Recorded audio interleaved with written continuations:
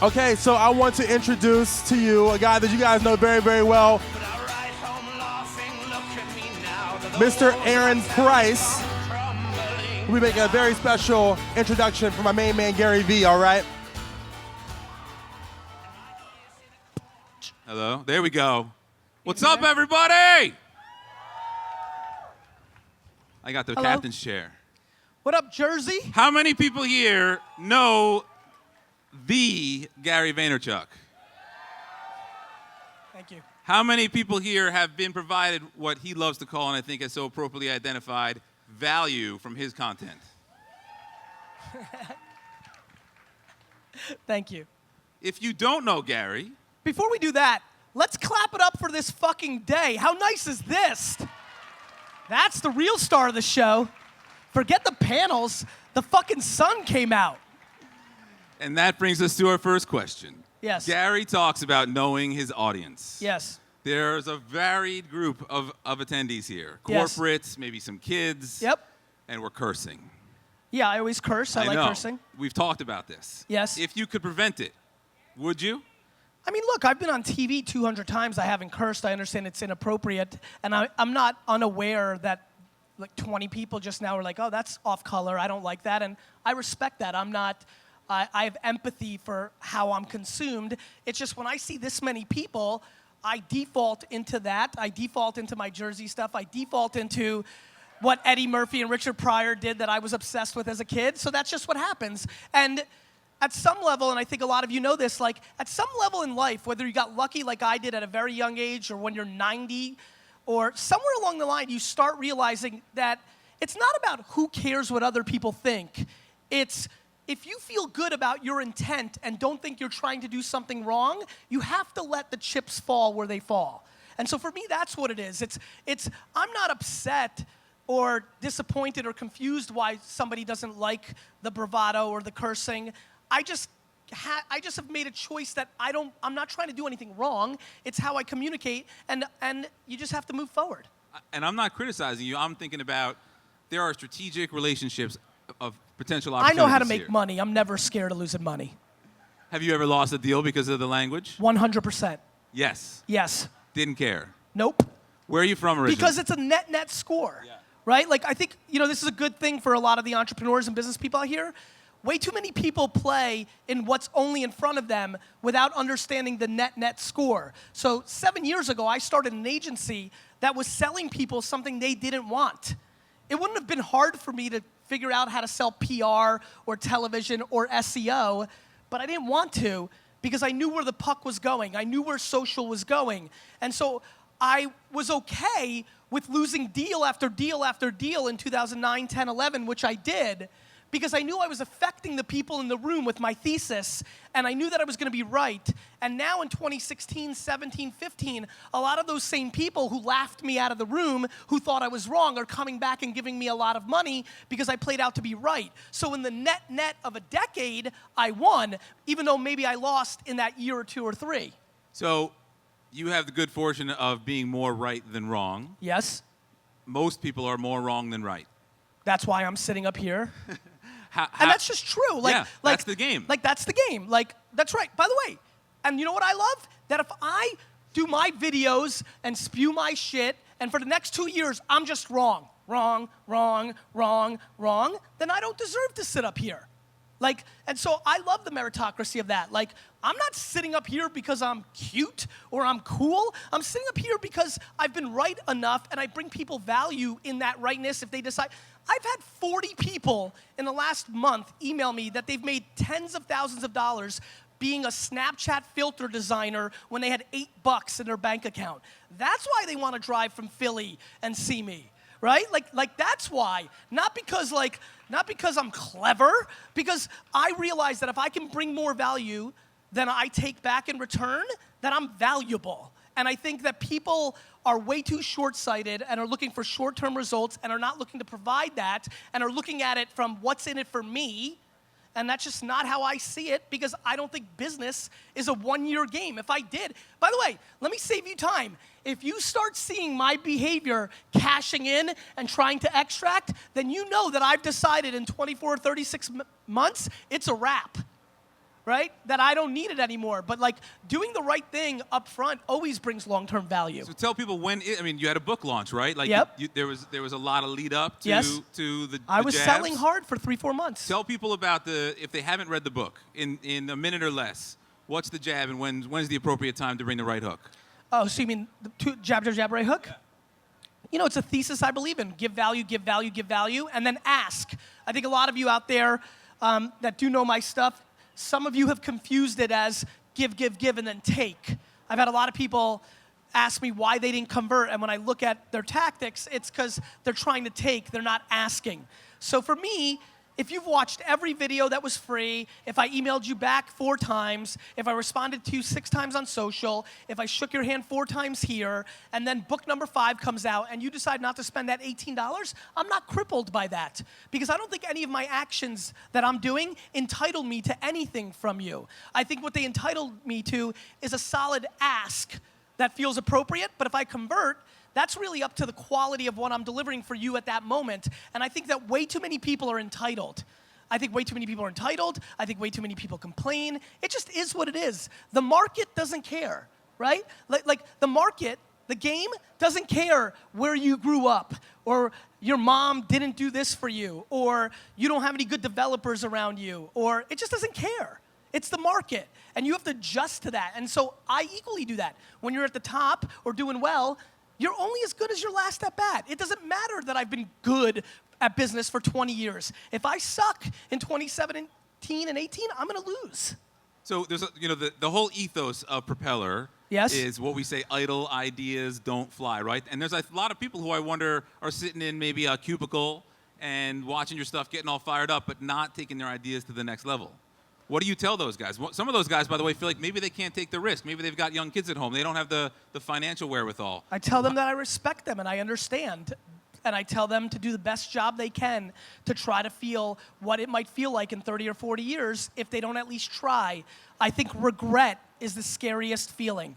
And I think if you really analyze 70, 80, 90-year-olds that lost a lot of money, don't have a lot of money, versus ones that are okay but have a lot of regret of never going for it, it's a pretty interesting conversation. Even the cameraman here is giving me a little love on that shake. Like, it's an interesting conversation that when I look at an 80-year-old who was middle class but loaded with regret because he didn't have the guts to go for it, versus somebody who didn't have a lot of money and had a struggle and things of that nature, like, it's just funny. The person with regret feels more in pain. And I try to talk about that because, you know, I just think it's real. And then, you know, I had a video recently go quite crazy on Facebook that I was talking to 22 to 25-year-olds. I think it's extremely practical to be high risk in the first 5 years out of college, even with debt sitting there, because at 27, 28, you're more than welcome to get that standard, stable job and just chip away with it. But at that first 5 years, you can go after all your dreams and ambitions and thoughts and needs. And so it's an interesting theme what people react to. I think a lot of it has to do with regret, and I think my intuition about being an old soul and spending time with older demo people has given me some vibe that makes me say, shit, it doesn't matter what you think when you're 20, 30, 40. It matters, but you're making decisions on how you think you're gonna feel at 60 and 70, and if you actually listened to 60 and 70 and 80-year-old people, it's just not how it plays out. So why don't you figure that out and reverse it back? What do you think about startups are hot shit right now? You got a lot of young kids and older people raising capital. But what do you think? Do you think it's I think it's celebrated? It's definitely over celebrated. Welcome to Propeller. Like it's the most over celebrated thing going on right now. Like, yo, I'm a founder. Cool. Like, you raised a lot of money. You've never accomplished anything. Like I'm an entrepreneur is like saying I sing songs, right? Like, but do you make money singing songs? Are you Beyonce? Like, just because you're an entrepreneur doesn't mean anything. And everyone's like, yo, I'm an entrepreneur. I'm like, cool. Are you a winning entrepreneur? Are you a money-making entrepreneur? Like, will you be an entrepreneur in 4 years when the economic meltdown comes? Or are you gonna be working at JP Morgan? So I'm I think shit's ugly. I think a lot of people I just met will be out of business because they don't have a business. They have an idea and they're trying to raise money. Money's getting tighter. It's about to get real tight in the next 5 to 10 years. Nobody knows it can happen tomorrow, but it's coming. There's a lot of indicators of like China's propelling up the global economy, like faking it. Like it's coming. It's coming. And so if you're in the audience right now with your startup, I'm gonna give you one really good piece of advice. I truly believe it is. Start figuring out how to make money. Because if you're sitting right now and you burn, and your life depends on raising your next round or your first round, you are extremely vulnerable.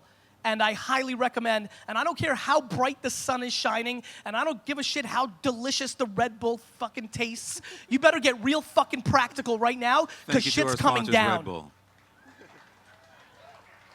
Because, let me tell you why. Because you have to understand what happens next. And this is happening this happens every 10 years. What happens next is you go and get a job. Like, stop being not practical. And then, I mean, like, it's just unbelievable. And there's plenty of people with jobs, and I'm not saying, I mean, I love jobs. I've always had a job. Like, being the founder of a business that doesn't make money is losing, not winning. Until you've turned it into making money, you're losing. And all of you think you're winning. Why? Because you said you were a fucking founder? Let's talk. So listen, let's dig in on that though, because I know one of the things you love to reference is one of your early calls that Instagram was a cheap buy, right? Yes, that I took a lot of fucking heat. That it was $1 billion. I was stupid. I don't know what the fuck I'm talking about. And how much revenue did they bring in when they were bought? 0. Exactly. So how do you differentiate? Like, there are guys out there was here. Fucking 100 million people using it in 4 minutes. Yeah. You got 100 million users on your fucking dick shit app? But it starts with one. If you do, good, you won. Come talk to me. I'll give you more money. I love getting Gary fired up. No, but I mean, what's the difference between Instagram and my shit? 100 fucking million users of the product, but asshole. They started with one. You got like 4 fucking, yes, they started with one, but in fucking 4 minutes, they had 50,000, 400,000. Like, you've been at it for 18 months and nobody gives a fuck. It's time to rethink that shit. But that's the heart of my question. For people who have ideas that don't have built-in revenue models, how long do they go before they say, you know what, I'm not Instagram? I'm not fucking Nostradamus. I have no idea. Here's what I know. I know that the first thing you should do is stop lying to yourself. I wish I was the quarterback of the New York Jets in 6'4". Guess what? I'm not. And way too many people here are hoping and dreaming that they're an entrepreneur.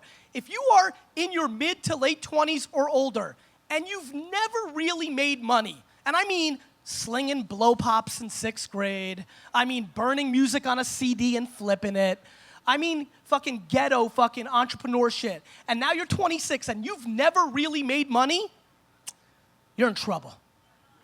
Like, you've got to understand who you are. Guess what? The 41st person that worked for Facebook made a fuckload more money than most anybody else. There's way too many of you sitting on the grassy knoll right now that would be unbelievable number 4s, 7s, 18s, 32s, and could make a lot of money, be happy, have great work-life balance, not deal with the insane pressure and the fucking suicidal thoughts and the depression and the fucking, I don't want to, everybody in my family said it wasn't going to work, now it's not going to work, they're going to be right, and I'm going to have to eat that shit for the rest of my life. All that shit, if you just deployed some self-awareness up front and didn't get romanced by entrepreneurship being the cool thing. And I'm very passionate about that because right now it's all fine and ha-ha, Gary's making funny jokes. Yeah, he's saying it straight, cool. You have to understand, there's an enormous amount of pain on the back end of this. It's real. It's emotional pain, it's financial pain, and that scares me. And I want to talk about it because it's real. And it's not because I'm right or because I'm winning and you can't. It's because it's data. Just look what's happening. Look what's happening. Every trend of what's getting funded, who's winning, who's going out of business, looks exactly like the early 2000s, looks exactly like the mid-2000s. Like, it's here. It's here. And just like every other time, it's one event. It's one big startup that none of us think could go out of business, closes its doors, right? It's one report that scares every VC out of their skin. And that's it.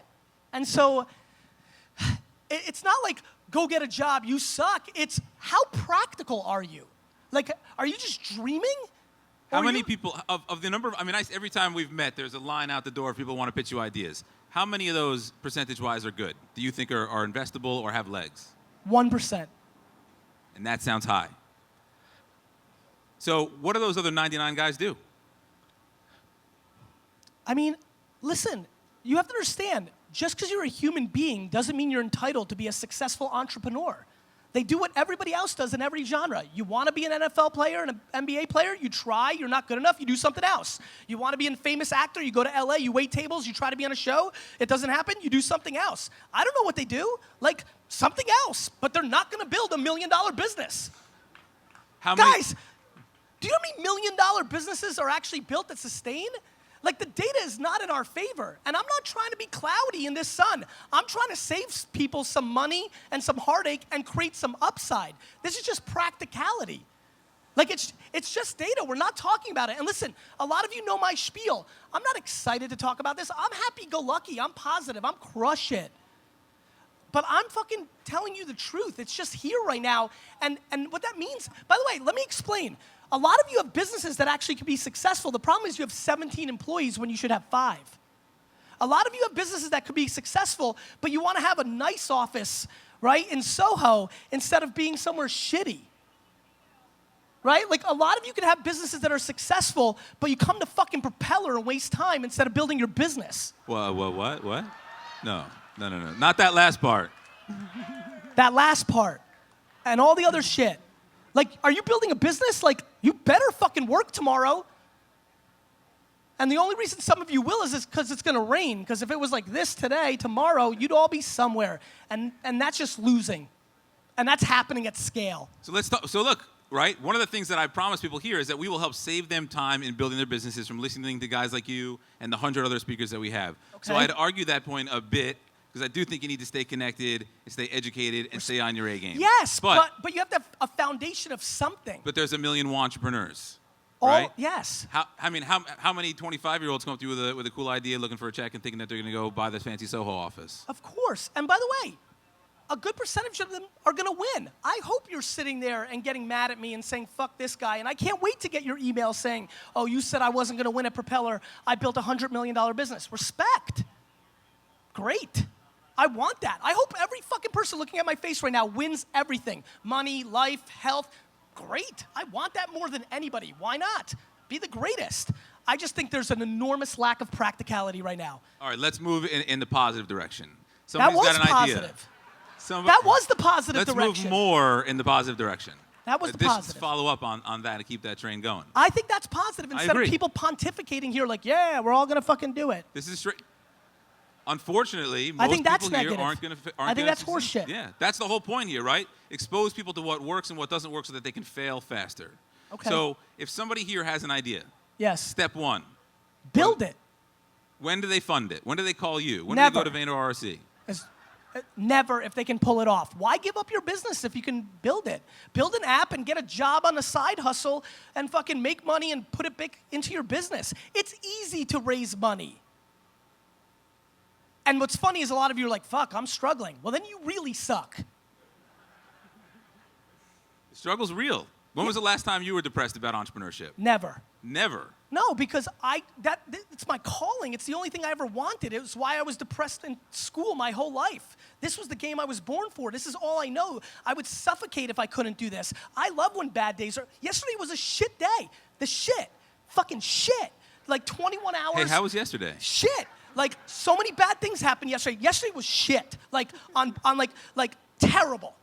But I loved it. Business or personal? Business. But, like, it's great. Like, it's much better than fucking doing something that I don't want to do.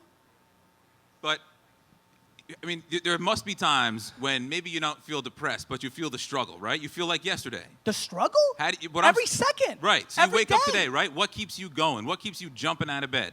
I have no other option. This is my oxygen. I wasn't into other shit like you were. This is all I ever knew. I'd fucking pick flowers and sell it at 4. Lemonade. My hobby in the summer was washing people's cars.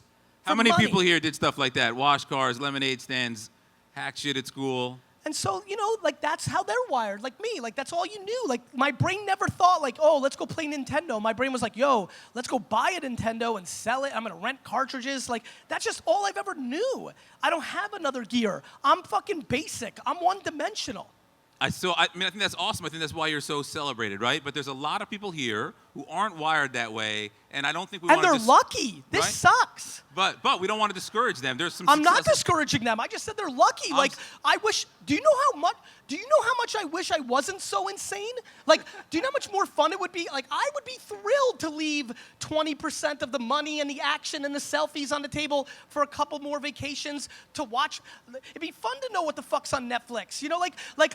I wish, by the way, I'm not joking. I'm not telling people to be like me. This isn't great. This is just who I am. Let's talk about that self-awareness, right? Because that's the key to this. You are authentically you. Yes. And I think the key point here is we're not saying be like Gary. No, I'm saying be like you. Yeah, and how do people find that? How do people find that thing that's authentically them? I don't know. I really don't. How do they know when it's not? The results. There are some people who will be authentically themselves in a shitty business and it won't work. Great, they may have everything else going for them. And you tell those guys what? Try again? Mazel tov. Get it? No, I mean, what do you mean? Like everything's going great for you, but you can't build a business? Great, get an awesome job that you like and your life is fucking set. How many times should people, this here today is a result of 15 years of hustle with one good business and a dozen failures. I kept at it. And I think we got something pretty special here. Yep. A lot of people don't keep at it. Right. When do you know when to throw in the towel?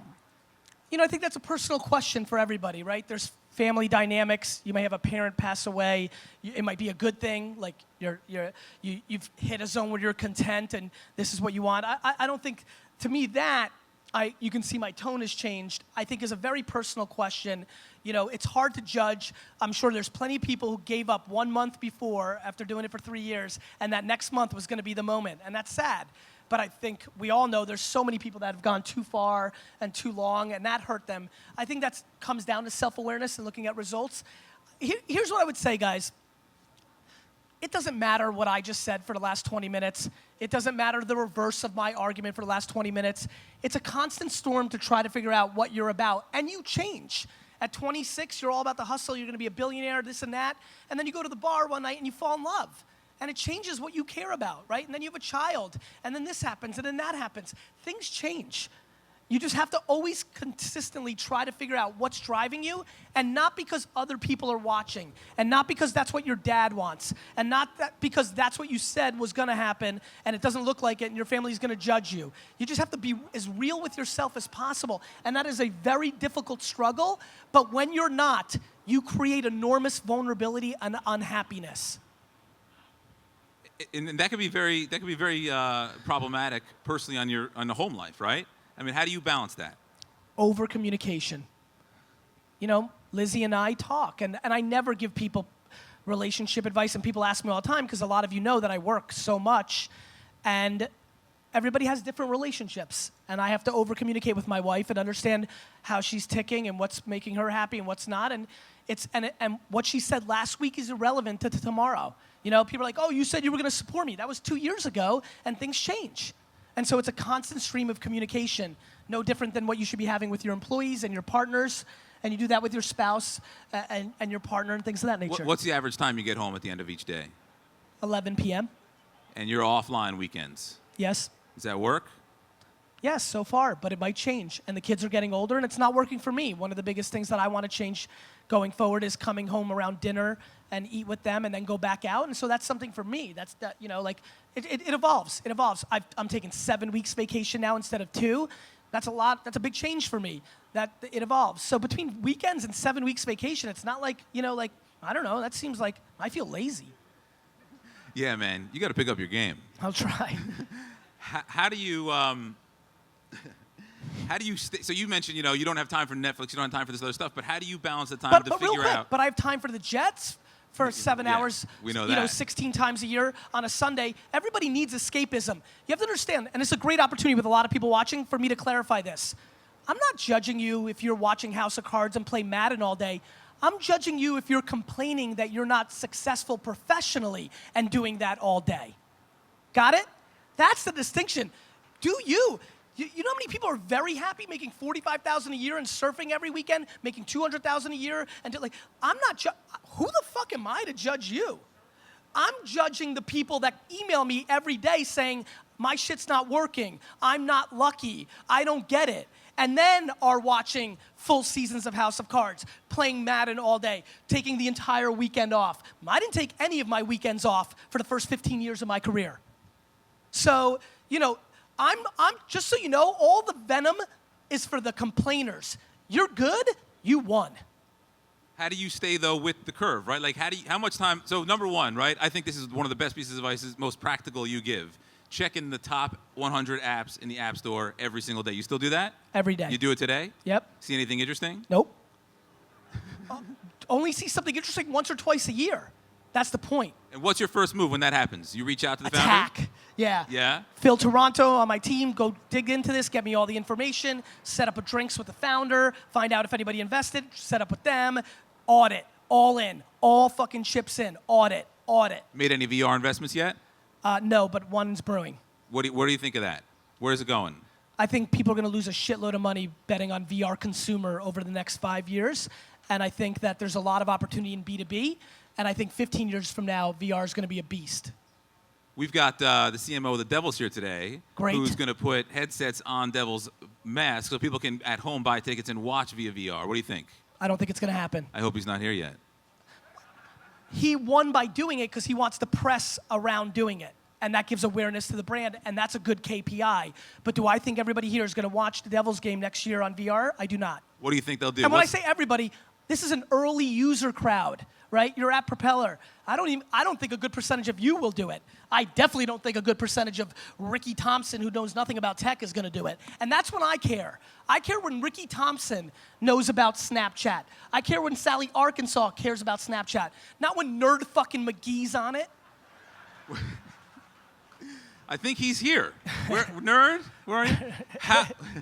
But what do you say? What do you think is the number one use case? And I'll bring this up because I think. Oh, dude, it's going to take. By the way, VR is the only potential arbitrage to the internet.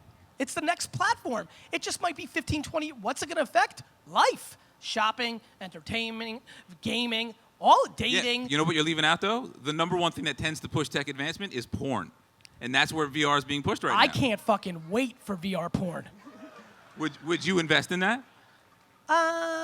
Maybe. Just to get the free headset? Yeah.